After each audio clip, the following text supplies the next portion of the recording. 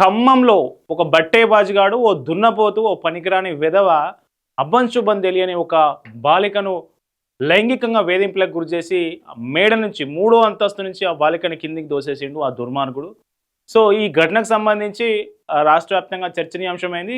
కానీ ప్రధాన media focus చేయాల్సిన మీడియా మాత్రం దాన్ని చిన్నగా చేసి చూపించే ప్రయత్నం చేస్తూ ఉంది. అసలు ఎవడు వీడు, ఆ బాలికను ఎట్లా వీడు లైంగికంగా వేధింపులకు గురి చేసిండో ఒక్కసారి ఈ వీడియోలో చూద్దాం. ఈ వీడియో మిస్ కాకండి. ఇట్లాంటి వాళ్ళకి కఠిన శిక్ష పడాలి, ఉరిశిక్ష పడాలి. ఉరిశిక్ష పడేదాకా డిమాండ్ చేయాల్సిన అవసరం ఉంది. ఈ వీడియో చూద్దాం.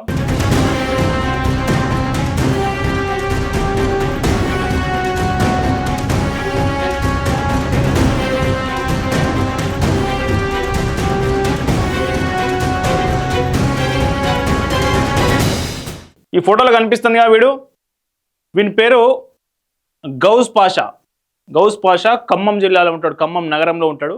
అయితే వీడు ఒక అపార్ట్మెంట్లో ఉంటాడు, 4 అంతస్తులు 5 అంతస్తుల అపార్ట్మెంట్ అది. సో అయితే ఆ అపార్ట్మెంట్లో ఉన్న వీడు అపార్ట్మెంట్ కింద వాచ్మెన్ ఉంటారు. వాచ్మెన్ వృద్ధ దంపతులు, వాళ్ళకి ఆల్రెడీ 60 ఇయర్స్ దాటింది. వాళ్ళు వృద్ధ దంపతులు.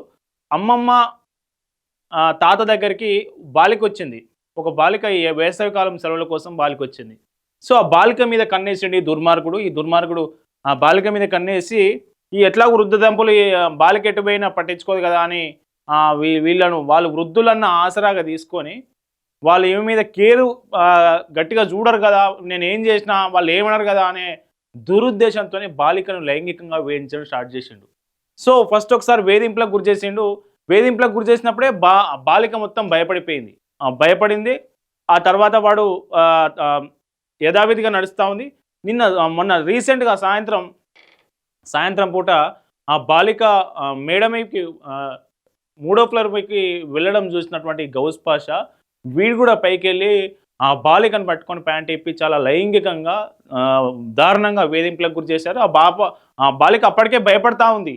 సో ఆ వేధింపులకు గురి చేసిన తర్వాత పాప గట్టిగా అరవడంతో సో ఈ విషయం ఎక్కడ బయటకు వస్తుందనే ఉద్దేశంతో నిందితుడు బాలికను 3వ ఫ్లోర్ నుంచి కిందికి దూసేసిన బిల్డింగ్ నుంచి అనేది వృద్ధ దంపతులు ఆరోపిస్తూ ఉన్నారు. నిజానికి బాలిక 2 రోజుల పాటు స్పృహ లేకుండా పడి ఉన్నది. అంత దారుణమైన స్థితిలోకి వెళ్ళింది. ప్రస్తుతం నిమ్స్లో చికిత్స అందజేస్తూ ఉన్నది గవర్నమెంట్ ఆధ్వర్యంలో. అయితే ఈ నిందితుడు వీడెవడైతే గౌస్ పాషా ఉండో వీడే బాలికను పైనుంచి తోసేసిందని బాధిత కుటుంబ సభ్యులు ఆరోపిస్తూ ఉన్నారు. బాలిక ఎవరైతే ఉన్నారో బాలికకు సంబంధించి ఒక వాంగ్మూలం ఇచ్చింది. అసలు ఏం జరిగింది ఏంటనేది వాంగ్మూలం ఇచ్చింది. ఆ బాలికను మనం వేధింపులకు సంబంధించిన ఇష్యూ కాబట్టి బాలికను మనం చూపించలేం, కానీ ఆమె ఏం మాట్లాడిందో నేను వినిపించే ప్రయత్నం చేస్తాను మీకు. నన్ను కింద ఉంటే మా మమ్మీ వాళ్ళు వచ్చి చెట్టు చూసుకుంటే అటు చేసిండు. అప్పటి నుంచి ఆయన ఉంటే నాకు భయం వేసి ఆయన ఉన్నప్పుడు బయటికి రాలేదు. ఒకరోజు సో ఫస్ట్ వీడు ఈ బాలిక మొత్తం షర్ట్ ఇప్పి డ్రెస్ తీసేసి ఎట్లా పడితే అట్లా చేసిందట. ఎప్పుడైతే ఈ బాలిక చూస్తుందో బయటకు వచ్చినప్పుడు వీడిని భయపడి లోపలికి వెళ్ళి దాచుకునేదట. కింద వాచ్మెన్కి ఇచ్చే షెల్టర్ ఉంటుంది కదా, చిన్న రూమో లేకుంటే ఒక గది లాంటిది, ఆ గది లోపల నుంచి బయటికి రాదట వీడిని చూస్తేనే. సో అంత భయం ఉన్నది బాలికకు. అయితే పైన పోయేటప్పుడు 2వ ఫ్లోర్ కన్నించి ఎవరు వచ్చినట్టు అనిపించింది. సాయిబుల్ అంకులే అనుకున్నా, కానీ తిరిగి చూడలే, పట్టించుకోకుండా పైన పోతే 3వ ఫ్లోర్ కానించి సాయిబుల్ అంకుల్ ఉన్నట్టు అనిపించింది. అయితే తర్వాత కళ్ళు తిరిగి కడబడిపోతే సాయిబుల్ అంకుల్ వచ్చి పాయింట్ తిప్పి అటు చేసింది. భయం వేసి ఎవరు అనుకొని లేచి కళ్ళు తిరిగినేమో అనుకొని పోయి నిలబడ్డా. ఆయన వచ్చి ఎత్తుకొని అవతల పక్క పడేసిపోయాను. సో ఎత్తుకొని అవతల పక్కన పడేసిందట. అవతల పక్కన అంటే 3rd ఫ్లోర్ నుంచి కింద పడేసిండు వాడు ఎత్తుకొని. సో లిటరల్గా వీడిని చూసి స్పృహ కోల్పోయి పడి ఉన్నటువంటి బాలిక మీద వీడు అత్యంత దారుణంగా లైంగిక వేధింపులకు పాల్పడ్డాడు. వేధింపులకు పాల్పడిన తర్వాత బాలికకు ఎప్పుడైతే స్పృహ వచ్చిన తర్వాత ఈ బాలిక అరవడం మొదలు పెడితే తర్వాత విషయం బయటికి చెప్తే తనకి ఎక్కడ శిక్ష పడుతుందో, పోలీసులు వచ్చి తనని ఎక్కడ అరెస్ట్ చేస్తారో, తనకి ఎక్కడ దేహశుద్ధి చేస్తారో చుట్టుపక్కల వాళ్ళని భయపడినటువంటి ఈ గౌస్ పాషా గాడు ఈ అమ్మాయిని అమాంతం బాలికను లేపేసి కింద పడేసిండు. ఇప్పుడు ఆమె దారుణమైన పరిస్థితిలో చికిత్స పొందుతూ కొట్టుమిట్టాడుతున్న పరిస్థితి. సో ఏం చేద్దాం, ఇట్లాంటి వాళ్ళని ఏం చేద్దాం, ఎందుకు వీళ్ళకి ఇంత ధైర్యం ఏంటి? సో ఈ ఘటనకు సంబంధించి ఖమ్మం జిల్లా మంత్రి పొంగులేటి శ్రీనివాసరెడ్డి స్పందించారు. ఆయన ఏం మాట్లాడుతున్నారో చూద్దాం ఒకసారి. పాపదేమో దళంపాడు, వీళ్ళు బతకడానికి ఖమ్మం వచ్చి అక్కడ అపార్ట్మెంట్ దగ్గర ఉంటే వాచ్మెన్ చేస్తారు సార్. అక్కడ జరిగింది సార్, అపార్ట్మెంట్ దగ్గర జరిగింది సార్, రాపతి నగర్ దగ్గర సార్. వాళ్ళ ఫాదర్ తో ఒక మాట అన్న, ధైర్యంగా ఉండన్నా. పాపను హాస్పిటల్లో అన్ని రకాల నేను సాయం చేస్తాను, వాడిని కూడా శిక్షించేటట్టు చేద్దాం. ఏం చేద్దామో చేద్దాం, ముందు పాపను కాపాడుకుందాం. మీకు ఇబ్బంది లేకుండా నేను చేయించి పెడతాను. ఇక్కడ చేసుకుంటే పో, ఏది అవసరం అంటే అది చేసి పెడదాం, పోరా, ఇబ్బంది ఏం లేదు. సరే సార్, కొద్దిగా ఆర్థికంగా కూడా ఇబ్బంది చేసి పెడతాను, నేను చేసి పెడతాను. సో నిమ్స్ లో వెంకటేశ్వరరావు మనోడు ఉంటాడు, జాగ్రత్త చూసుకుంటాడు, ఇబ్బంది లేదు. ఎమ్మటే తీసుకెళ్ళండి, వాళ్ళకేం ఖర్చు కాకుండా మనం చేసి చేపిద్దాము. సో ఇది పరిస్థితి. బాధిత కుటుంబానికి అయితే ఒక భరోసా ఇవ్వగలిగిండు మంత్రి. కానీ నిజానికి వీడి ఎవడైతే గౌస్ పాషా ఉండో వాడు రియల్ ఎస్టేట్ చేస్తారట ఆడ స్థానికంగా. గతంలో బీఆర్ఎస్ పార్టీలో కూడా యాక్టివ్గా పనిచేసిందట. మనకి చాలా పరిచయాలు ఉన్నాయి, కాంగ్రెస్ వాళ్ళతో పరిచయాలు ఉన్నాయి, బీఆర్ఎస్తో పరిచయాలు నేను కూడా కొన్ని వార్తలు వస్తూ ఉన్నాయి. ప్రధాన పత్రికలు, ప్రధాన మీడియా ఏం దీని మీద ఫోకస్ చేయకుండా కానీ వీనికి సంబంధించినటువంటి అక్కడ జరుగుతున్నటువంటి ఉదాంతం మీద అక్కడ ఉన్నటువంటి లోకల్ ఛానల్స్ కావచ్చు, కొన్ని వెబ్సైట్లు కావచ్చు, అసలు విషయం రాసినాయి. ఆ వెబ్సైట్లలో ఏం రాసిరు, అసలు వాడు ఎట్లాంటి మనిషి అనేది ఒకసారి చూసే ప్రయత్నం చేద్దాం. సో సభ్య సమాజం తొలగించుకునేలా ఖమ్మం నగరంలో రాపర్తి నగర్లో దారుణం చోటు చేసుకుంది. ఒక 12 ఏళ్ల మైనర్ బాలికపై ఒక ఆమందుడు లైంగిక దాడికి యత్నించి ఆ విషయం బయటకు వస్తుందనే భయంతో ఆమెను అపార్ట్మెంట్ 4వ అంతస్తు నుంచి పైనుంచి కిందకు తోసేశాడు. దీంతో పేద బాలిక వెన్నుముక పక్కటెముకలు విరిగి ప్రాణాపాయ స్థితిలో కొట్టుమిట్టాడుతోంది. అయితే ఈ హృదయ విదారక ఘటనలో నిందితుడిని కాపాడేందుకు రాజకీయ నాయకులు రంగంలోకి దిగడం అనేది అనుమానాలకు, విమర్శలకు తావిస్తూ ఉంది. రాజకీయ నాయకులు వీని కాపాడే ప్రయత్నం చేస్తూనే ఉన్నారట అక్కడ లోకల్లో. చూద్దాం ఘటన ఆలస్యంగా వెలుగులోకి రావడం వెనుక అసలు కారణాలు ఏంటి, అసలు ఏంటో చూద్దాం. జూన్ 6వ తేదీన ఈ ఘోరం జరిగిన ఆలస్యంగా బయటికి రావడానికి ప్రధాన కారణం ఏమిటని అంతుపట్టని విషయం. నిందితుడు ఆర్థికంగా, రాజకీయంగా పలుకుబడి ఉన్న వ్యక్తి కావడం, బాధితురాలు తల్లిదండ్రులు కూలీనాలు చేసుకొని బ్రతికే నిరుపేద కుటుంబం కావడంతో స్థానిక రాజకీయ నాయకులు విషయాన్ని గోప్యంగా ఉంచేందుకు శతవిధాలా ప్రయత్నించారు. పాప ప్రాణాపాయ స్థితిలో ఉండడంతో తల్లిదండ్రులు ముందుగా వైద్యంపైనే దృష్టి పెట్టారు. ఇదే అదునుగా తీసుకున్న కొందరు వ్యక్తులు కేసు నమోదు కాకుండా అడ్డుకునే ప్రయత్నం చేసినట్లు ఆరోపణలు వినిపిస్తున్నాయి. ప్రైవేట్ ఆసుపత్రికి తరలించడం వెనుక ఉన్న మతలబ్ ఏమిటి? సో ఇట్లాంటి కేసులు, ఇది medico legal case. So medico legal case కాబట్టి గవర్నమెంట్ హాస్పిటల్కు తరలిస్తే గవర్నమెంట్ హాస్పిటల్లో వాళ్ళు ఇచ్చే ఎవరైతే పోలీసులకు రిపోర్ట్ చేస్తారు కాబట్టి బయటకు వచ్చే అవకాశం ఉంటుంది. కానీ ఇక్కడ ఏం జరిగింది, సాధారణంగా పైనుంచి పడిపోయిన ఘటనలు ఏవి ఉద్దేశపూర్వకంగా దాడి జరిగినప్పుడు కానీ మెడికో లీగల్ కేసు అయితే వెంటనే ప్రభుత్వ ఆసుపత్రికి తరలించాలి. కానీ అలా చేస్తే ప్రభుత్వ వైద్యులు వెంటనే పోలీసులకు సమాచారం ఇస్తారు. తద్వారా కేసు పక్కాగా నమోదవుతుంది. దీన్ని నివారించడానికి అత్యవసర వైద్యం పేరుతో పక్కా ప్రణాళికలతో బాలికను ప్రైవేట్ ఆసుపత్రికి తరలించినట్లు స్పష్టమవుతా ఉంది.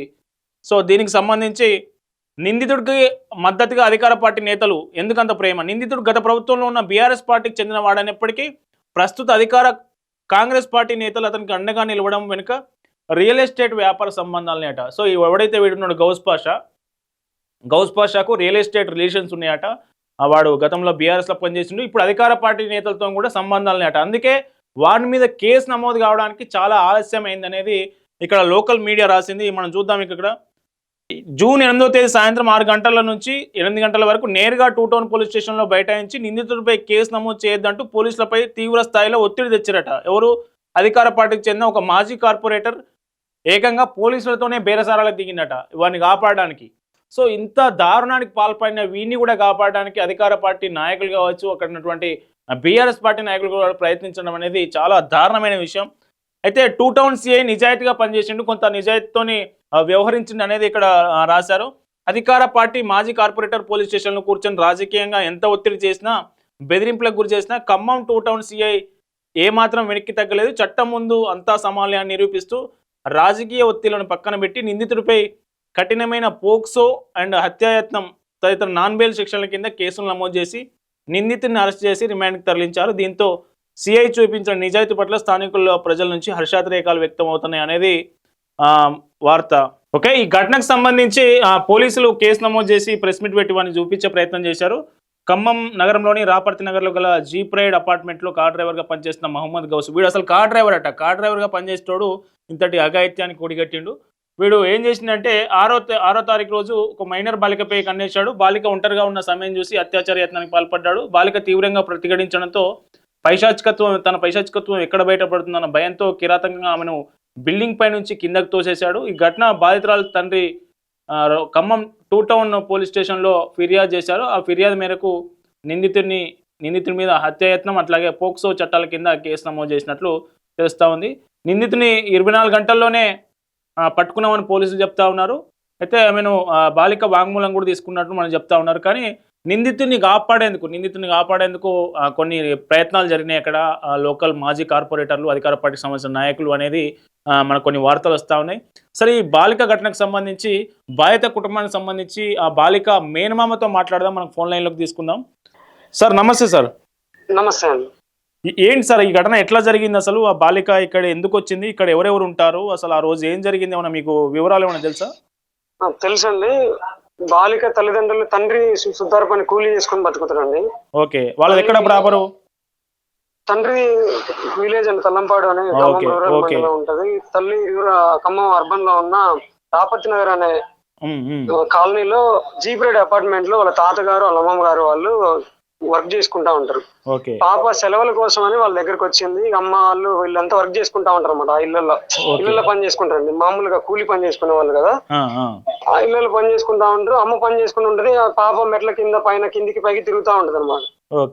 ఈ సిచ్యువేషన్ లో ఈ దౌర్భాగ్యుడు నికృష్టుడు పాపని ఇంత ముందు కూడా ఇబ్బంది పెట్టినాడంటే అది మాకు తర్వాత ఆ వీడియోలో తెలిసింది. మాకు అంటే మాకు కింద పడిందనే తెలుసు. మాకు పాప కింద పడింది, పాపకి ఎట్లయినా కాపాడుకోవాలని ఫండ్ రైజ్ దోలాడుతున్నాం మేము.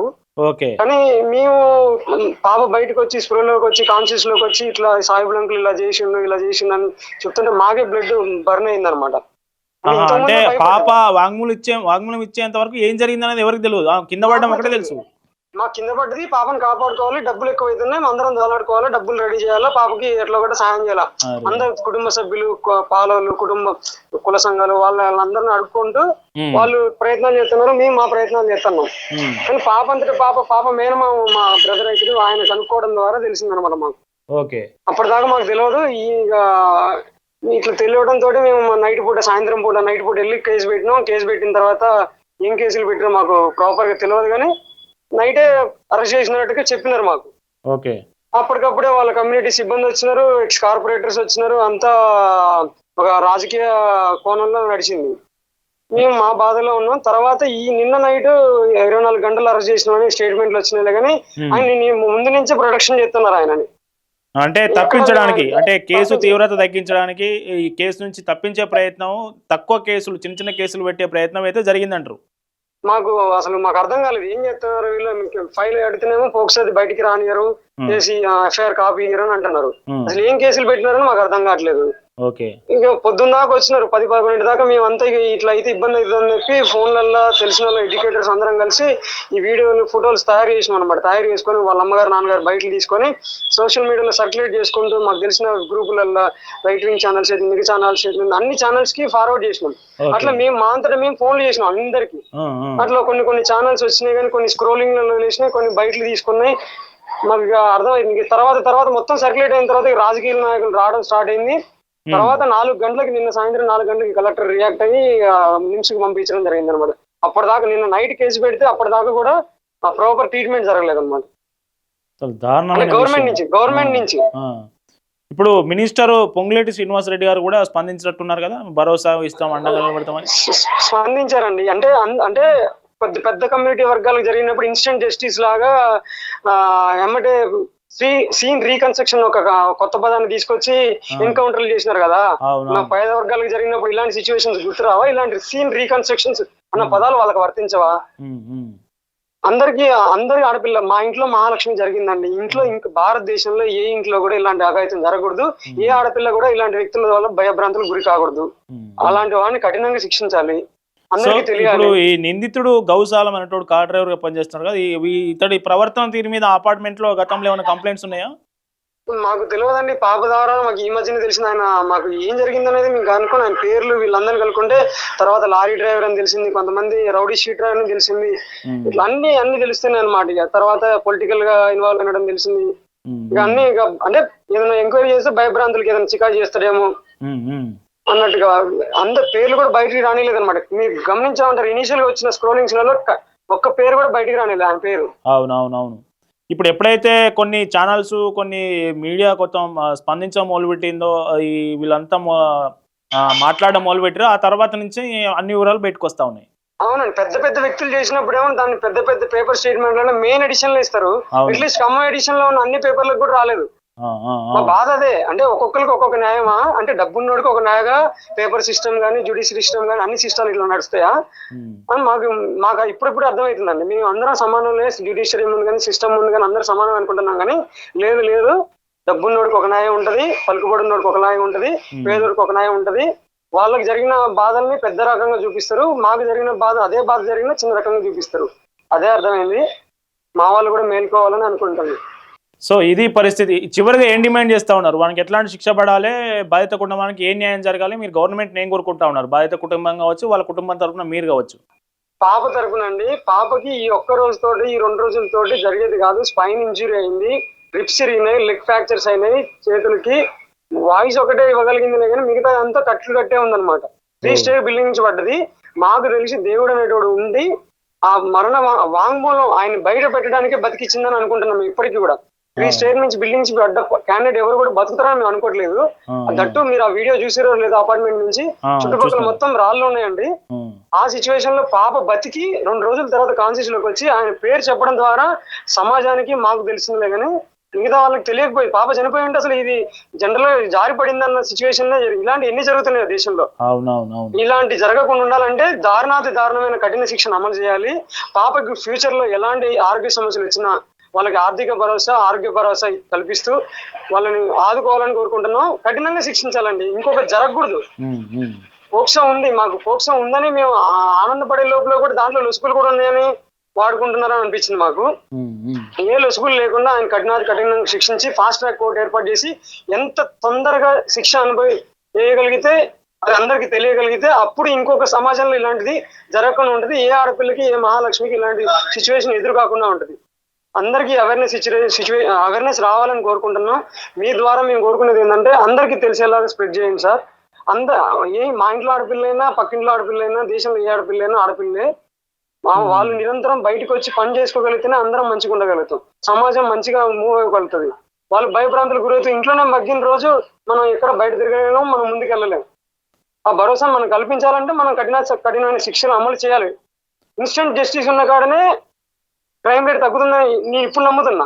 వీళ్ళు కొన్నిసార్లు నమ్మలేదు కానీ ఇప్పుడు నమ్మాలనిపిస్తుంది సార్. ఈ బాధలు పోలీస్ సిస్టమ్ కూడా అందరికి వాళ్ళ ఉన్నోళ్ళకి ఒకలాగా లేని వాళ్ళకి ఒకలాగా ఉండేసరికి జడ్జిమెంట్ అనేది అందరికి తెలిసేలాగా ఇన్స్టెంట్ గా వచ్చేటట్టుగా చూడండి సార్. మీ ద్వారా అదే కోరుకుంటున్నాం మేము. ఆ తల్లిదండ్రులకు కానీ ఆ పాపకు కానీ ఫ్యూచర్ లో ఆరోగ్య భరోసా కల్పించండి, ఒకటే కోరుకుంటున్నాం సార్ మేము. సో ఈ ఇష్యూ మీద మనం కూడా సీరియస్గా మనం పోరాడాల్సిన అవసరం ఉంది. ఎందుకంటే పాప ఎక్కడైనా పాప బాలికనే, వాడు నిందితుడు ఎంతటి వాడైనా వాడికి కఠిన శిక్ష పడాలి. కఠిన శిక్ష పడాల్సిన అవసరం ఎంతైనా ఉంది.